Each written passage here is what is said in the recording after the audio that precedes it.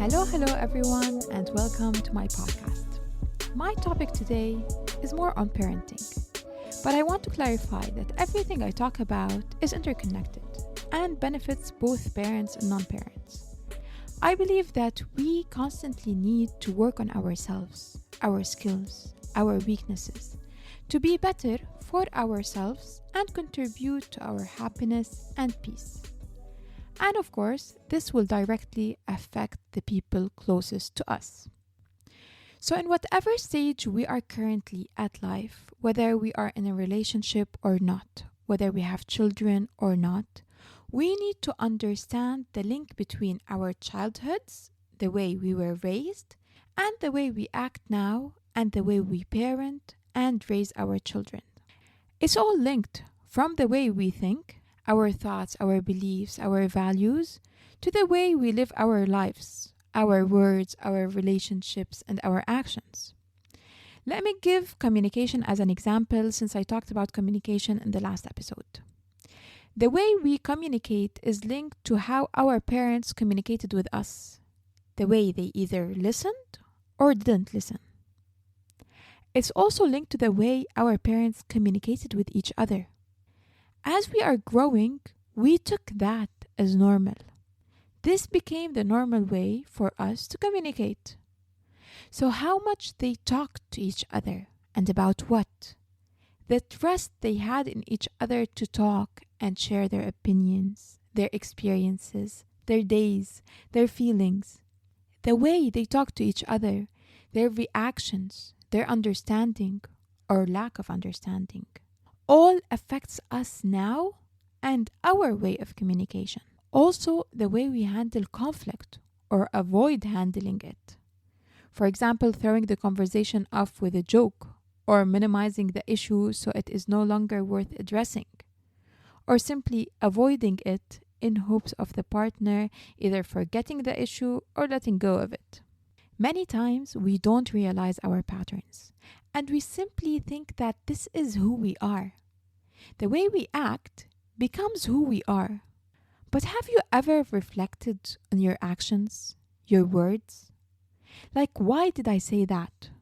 Why did I do that? Did I think it was the right thing to do at that moment?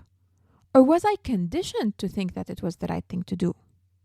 Was that what I thought others expected me to say or to do in that moment? So is it societal pressures? Or am I talking and acting with intention because I know who I am and I know what I stand for? But what about diplomacy? Many times I need to be diplomatic, but I also want to stick by the things I stand for. So how can I do that? What about my humor? If I'm a funny person and I love to laugh, then where do I fit all that in to also be myself and show who I truly am? Have you ever been through this loop of thoughts? If so, what did you do about it? Did you let go of it because it's too much to think of and you don't really have the time? And maybe you don't see its direct benefit right now and think of it as a waste of time. But I'm here to challenge that. Is it really a waste of time? Is it a waste of time to know yourself, to decide on your principles, to differentiate between what you like and believe in from what you don't like and wouldn't want to pass on from what was passed on to you? To really think about what you like about yourself and what you don't like about yourself, and to figure out how you would like to be instead and work towards that? Does that feel like a waste of time to you? Let me tell you something. When we don't know ourselves, we tend to misjudge people. If we don't understand ourselves to a certain degree, that is, we also will not understand others. And this can lead to misery and a lot of hurt. Simply imagine trusting the wrong person, going into business with the wrong person, marrying the wrong person, having kids with the wrong person. You get the point. What I want to highlight is that it all starts with knowing yourself. So please see the value in that. And now, to know yourself better, I want you to reflect on 3 things that your parents did that you liked and brought great value to your life now. And 3 things that you did not like and wouldn't want to pass on to your own children, whether you have children or you don't. Write them down. Write the 3 things that you liked, and next to them, the good effects that they have on you today. They could be as many effects and benefits as you want, but make sure to have a minimum of 1. Then write down the 3 things that you didn't like. Next to that, write the way they affected you negatively. Then also take it a step further and write what you would want to do instead for your own kids. How would you handle a situation differently, for example? Or how would you raise them differently? I want you to pause here and to do this exercise. Now, because I know that some people may blank out, I'll give some examples to trigger your memory. And I want to clarify here, we are not blaming the parents. When I say that the way we are is caused by our childhoods in one way or another, some people think that I'm just blaming the past, and since we can't do anything about the past, that means we can't do anything now, like we are helpless. And we are just forming negative emotions towards our parents. So that's just useless. So why do it? But this is not what I'm saying. I can understand the trail of thought, but this is not what I'm saying. What I'm saying is that yes, some things in the past caused us to become the way we are. We need to understand that and pinpoint it. Many times, it's multiple things that happened that imprinted a belief or caused a pattern within us. So we need to become aware of it. This alone, knowing the cause, is very empowering. When we get there, it doesn't mean that khalas, we are done. We get to sit and point fingers. No, we understand it and then we decide to change it now for our present and our future. Sometimes it's something that happened in the past and it made us believe something specific or made us act in a certain way to maybe protect ourselves or simply to sit in the familiar because it's safe, even though it may not be healthy. So realizing this and then changing it to something that serves us now, something that empowers us and makes us thrive, is exactly the purpose of this exercise. It's understanding the cause, the past, and then taking responsibility for the present to change and become better versions of ourselves. It's never just to blame the past. It's to understand and to do better for ourselves, our partner, and our children.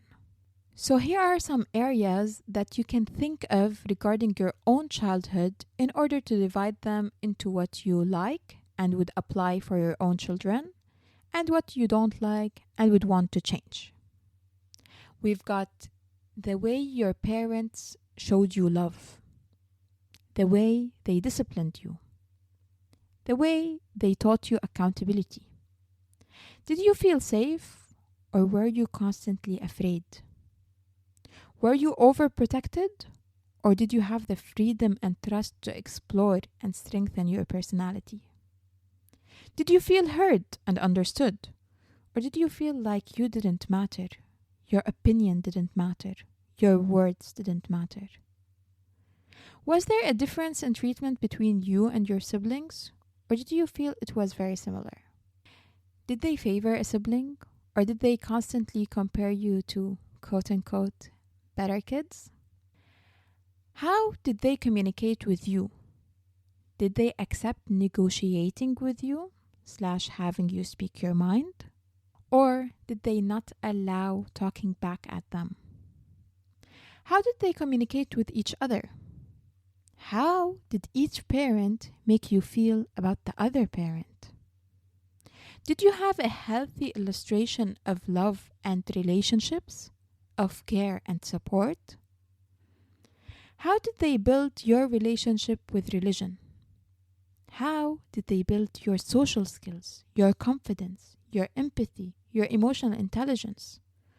Or did they contribute to your overthinking, your anxiety, your lack of self-confidence or self-worth? Ask yourself these questions and allow your memory to flow. And don't forget to write things down. These are some areas to make you reflect on your own childhood and upbringing. And again, this exercise is meant to make you reflect in order to raise a better generation. We will still make mistakes, but let's try not to make our parents' mistakes and still apply what we think they did right. Parenting is a huge responsibility. And I don't mean to make it sound overwhelming to new parents or parents with young children, but I do need to highlight the impact of parenting not just on the short run, but also on the long run. So that's why we need to parent mindfully.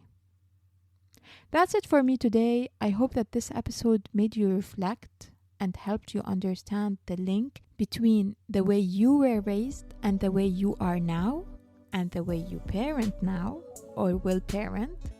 But most importantly, I hope that it made you push yourself to become a better version of yourself, for yourself, your partner, your children, and really anyone who interacts with you. Yalla, see you next time.